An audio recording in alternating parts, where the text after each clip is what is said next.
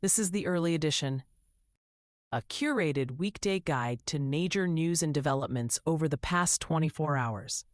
Curated by Lizzie Jennings and read by an automated voice. Published January 12, 2026 on Just Security, an essential resource for those shaping a just and secure world. Here's today's news. Iran. President Trump said on Saturday that his administration is ready to help the anti-government protesters in Iran, saying Iran is looking for freedom, perhaps like never before. The USA stands ready to help. Trump also said several times over the weekend that he will use military force if the Iranian regime uses force against protesters. Ravid reports for Axios.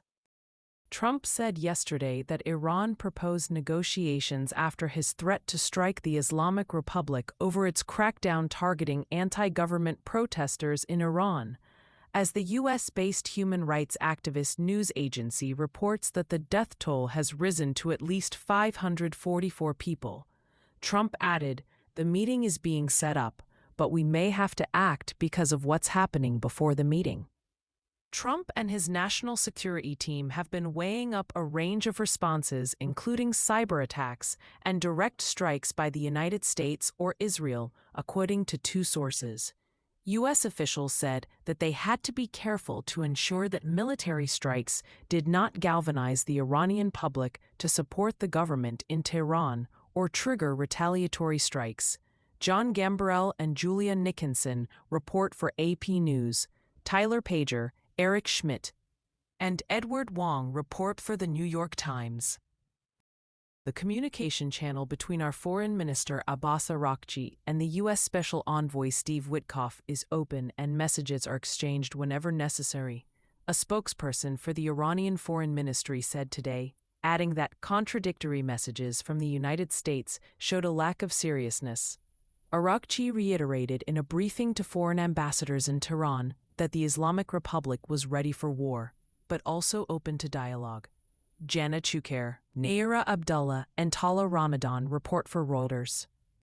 Trump is scheduled to be briefed on Tuesday on options for responding to protests in Iran, including boosting anti-government sources online, deploying secretive cyber weapons, placing more sanctions on the regime, and military strikes, according to U.S. officials. Secretary of State Marco Rubio, Defense Secretary Pete Hegseth, and Joint Chiefs of Staff General Dan Kane are expected to attend the meeting. Alexander Ward and Lara Seligman report for The Wall Street Journal. U.S. Caribbean and Pacific operations. The USA and Venezuela are working well together, Trump said on Friday, adding, "Because of this cooperation, I have canceled the previously expected second wave of attacks, which looks like it will not be needed." Treasury Secretary Scott Bessent told Reuters that additional U.S. sanctions on Venezuela could be lifted as soon as this week to facilitate oil sales, and that he will meet with the heads of the IMF and World Bank to discuss their re-engagement with Venezuela. Gregory Svirnovsky reports for Politico. David Lauder reports. Venezuela is exploring restoring diplomatic ties and sending a delegation to Washington to check on its long-closed embassy, according to a statement from Venezuelan interim president Delcy Rodriguez. A spokesperson for the U.S. State Department said that U.S. diplomats visited Caracas on Friday to assess potential resumption of embassy operations. Annie Coriel reports for the New York Times. The United States seized another oil tanker in the Caribbean early on Friday, U.S. Southern Command said on social media. The Olena was detained without incident, becoming the fifth Venezuelan-linked tanker seized by the Trump administration since December. Gregory Svirnovsky reports for Politico. Trump on Friday signed an executive order aimed at blocking courts or creditors from impounding revenue tied to the sale of Venezuelan oil held in U.S. Treasury accounts, the White House said on Saturday. Several companies, such as ExxonMobil and ConocoPhillips, have long-standing claims against the country. The order declares that the revenue is the sovereign property of Venezuela, held in U.S. custody for governmental and diplomatic purposes, and is not subject to private claims. Trump said yesterday that he is inclined to keep ExxonMobil out of Venezuela after its top executive was skeptical about oil investment efforts in the country. If we look at the commercial constructs and framework in place today in Venezuela, today it's uninvestable, ExxonMobil CDO Darren Woods said. Sung Min Kim and Julia Nickinson report for AP News. Trump said yesterday on social media that no more oil or money would be going to Cuba from Venezuela, adding that the United States would be enforcing distance between the two countries. Trump urged Cuba to make a deal before it is too late. However, it is unclear what he meant by this. Cuban President Miguel Díaz-Canel responded to Trump that his country was prepared to defend itself against U.S. threats, adding, "No one tells us what to do." Katie Rogers reports for the New York Times. While U.S. intelligence shows that key sectors of the Cuban economy are severely strained by frequent blackouts, trade sanctions, and other problems, recent CIA assessments were inconclusive on whether the worsening economy would destabilize the government, sources said. This is notable as Trump and other U.S. officials suggested that shutting Cuba off from Venezuelan oil could topple the Cuban government. Reuters could not determine if the CIA had produced an updated assessment since the capture of Venezuelan President Nicolas Maduro last week. Ram Slattery, Humaira Pomik, and Jonathan Landay report for Reuters. Russia-Ukraine war. A Ukrainian drone strike killed one person and wounded 3 others in the Russian city of Voronezh, local officials said yesterday. Meanwhile, thousands of residents in Kyiv were still without power following the Russian bombardment overnight into Friday.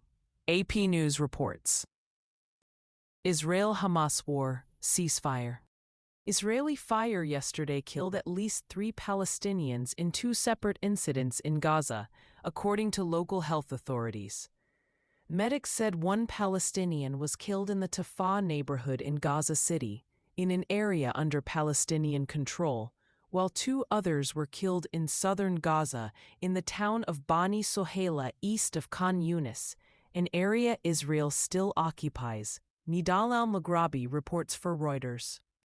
Hamas said yesterday that it will dissolve its existing government in Gaza once a Palestinian Technocratic Leadership Committee takes over the territory, as per the U.S.-brokered peace plan, but the group gave no specifics on when the change will occur. An Egyptian official said that Hamas will meet with other Palestinian factions this week to finalize the Technocratic Committee's formation. Sami Nagdi reports for AP News.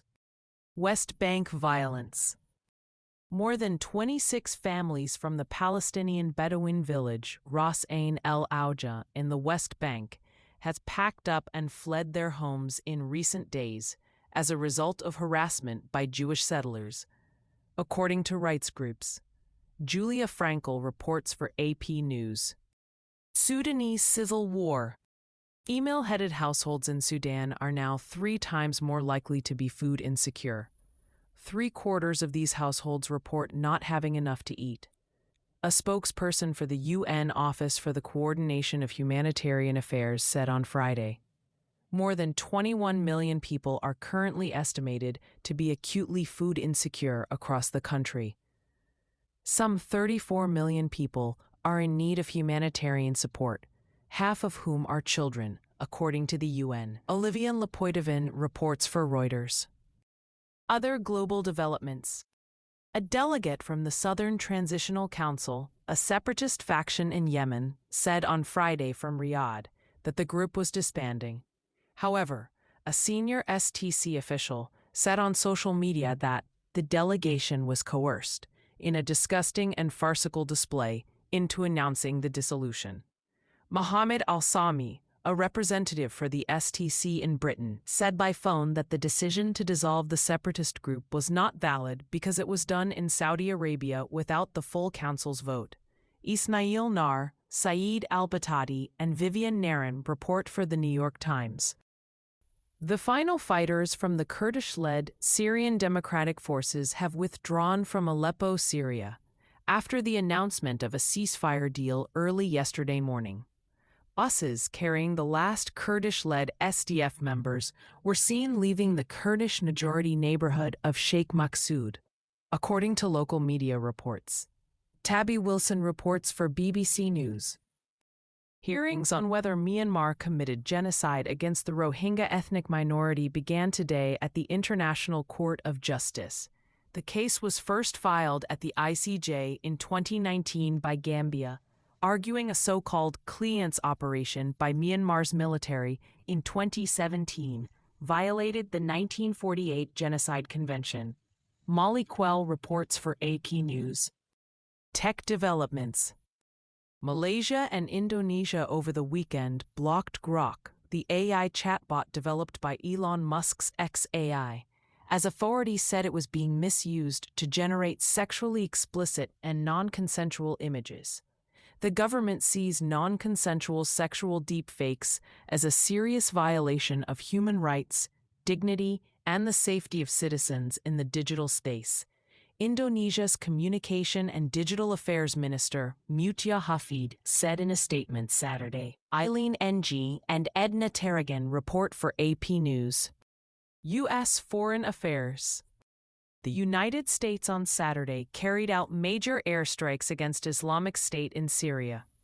A spokesman for U.S. Central Command said that about 20 Air Force attack planes, including F-15Es, A-10s, and AC-130J gunships, as well as MQ-9 Reaper drones and Jordanian F-16 fighter jets, fired more than 90 bombs and missiles toward at least 35 targets. The targets included weapons caches, supply routes, and other infrastructure used by Islamic State. Eric Schmidt reports for the New York Times. A group of 15 former senior U.S. officials sent a memo to the White House, State Department, and members of Congress warning against the use of military force to take over Greenland.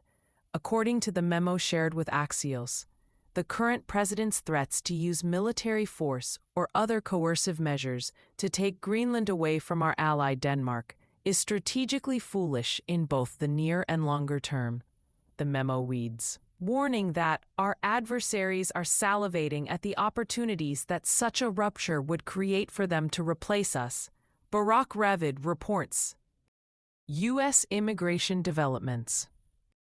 Homeland Security Secretary Kristi Noem on Thursday quietly ordered new restrictions on congressional visits to immigration detention facilities. The restrictions, revealed in court on Saturday, force lawmakers to seek a week's advance notice before conducting oversight of ICE facilities.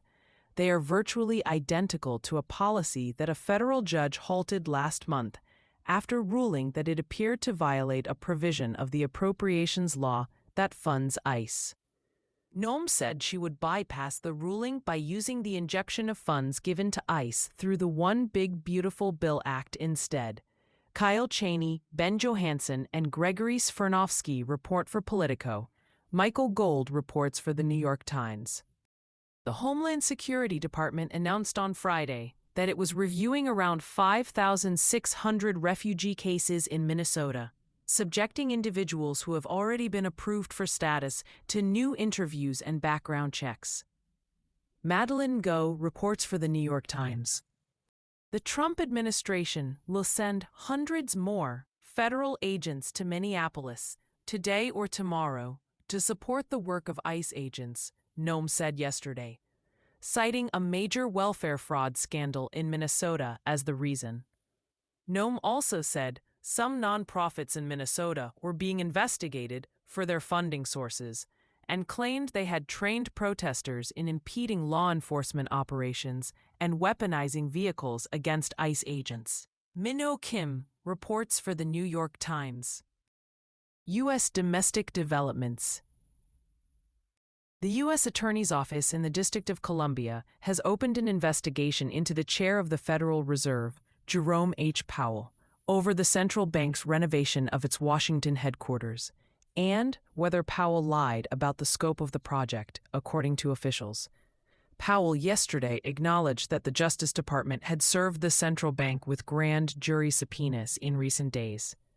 Stock futures fell, the dollar weakened, and gold prices jumped to a record after Powell said that Trump was seeking to press the central bank into cutting interest rates with the threat of a criminal indictment.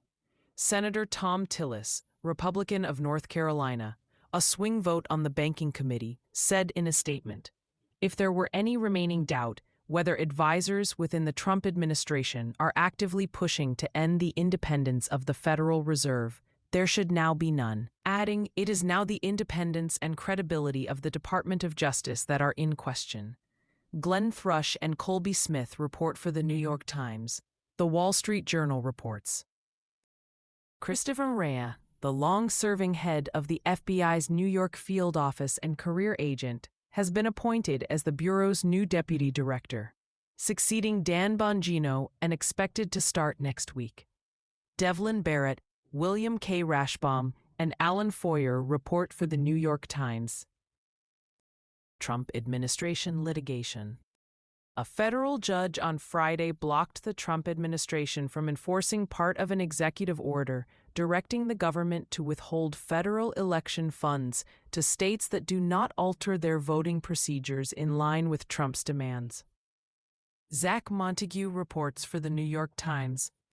A federal judge on Friday temporarily blocked the Trump administration from freezing $10 billion in welfare funds planned for 5 Democratic-led states. Rachel Bluth reports for Politico. A federal judge on Saturday paused a Trump administration policy halting an immigration program that allowed migrants from some Central and South American countries to reunite with their family members in the United States while awaiting visas. The order extends the family reunification parole status of immigrants who were set to see it expire on Wednesday. Adam Sella reports for the New York Times. In case you missed it, last week on Just Security, Elements of Genocide, Intent to Kill, by Adil Ahmad Haq. U.S. Intelligence in a Post-Maduro Venezuela, by Jeffrey Rogge. Trump v. Illinois, a narrow Supreme Court decision with broad implications, by Elizabeth Goitein. Thank you for listening to Just Security's early edition today, January 12, 2026. If you enjoy listening, Just Security's analytic articles are also available in audio form on the justsecurity.org website. To stay up to date on Just Security's analysis of law, policy, and current events, go to justsecurity.org, subscribe to Just Security on Substack, and follow us on LinkedIn, Blue Sky, Facebook, Instagram, and Threads.